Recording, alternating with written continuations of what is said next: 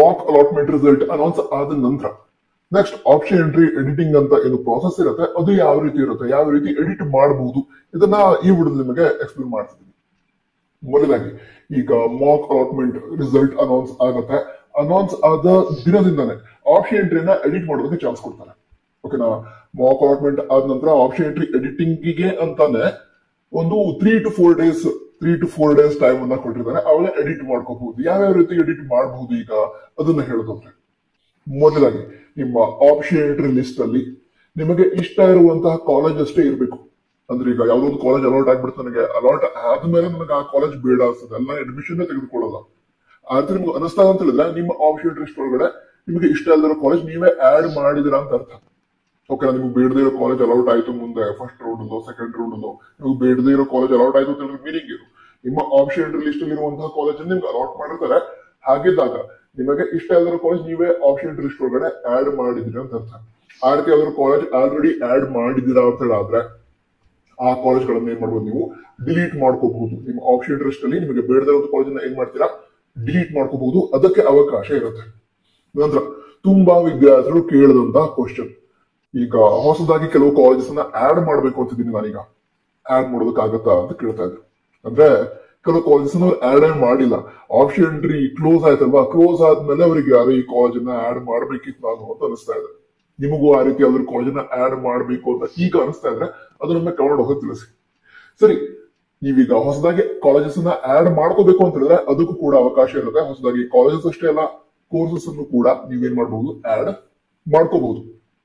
Already ಇರುವಂತಹ option entry list ಏನಿದೆ ಅದ್ರೊಳಗಡೆ ಈಗ ಒಂದು 10 ಕಾಲೇಜಸ್ ನೀವು ಆಡ್ ಮಾಡೇ ಇಲ್ಲ. ಆ ರೀತಿ ಇದ್ದಾಗ ಈಗ ಆ ಕಾಲೇಜಸ್ ನಿಮ್ಗೆ ಇಷ್ಟ ಇದೆ, ಆ ಕೋರ್ಸ್ ನನಗೆ ಇಷ್ಟ ಇದೆ, ಆಡ್ ಮಾಡ್ಬೇಕು ಅಂತಿದ್ದೀನಿ.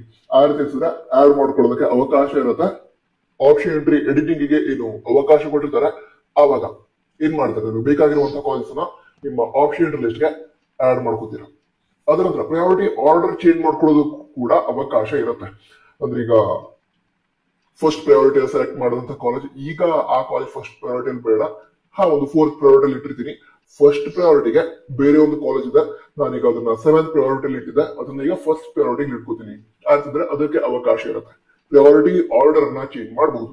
ಹಾಗಿದ್ರೆ ಯಾವ್ಯಾವ ರೀತಿ ಆಪ್ಷನ್ ಎಂಟ್ರಿ ಅಲ್ಲಿ ಎಡಿಟಿಂಗ್ ಮಾಡಬಹುದು, ನೀವು ಆಡ್ ಮಾಡದೇ ಇರುವಂತಹ ಕಾಲೇಜ್ಗಳನ್ನ ಆಡ್ ಮಾಡ್ಕೋಬಹುದು, ಆಡ್ ಮಾಡದೇ ಇರುವಂತಹ ಕೋರ್ಸಸ್ ಗಳನ್ನು ಕೂಡ ಆಡ್ ಮಾಡ್ಕೋಬಹುದು. ಓಕೆ, ಅದ್ರ ನಂತರ ನಿಮ್ಮ ಆಪ್ಷನ್ ಎಂಟ್ರಿ ಲಿಸ್ಟ್ ಒಳಗಡೆ ಬೇಡದಿರುವಂತಹ ಕಾಲೇಜ್ ಇದ್ರೆ ಅವುಗಳನ್ನ ಡಿಲೀಟ್ ಮಾಡ್ಕೋಬಹುದು.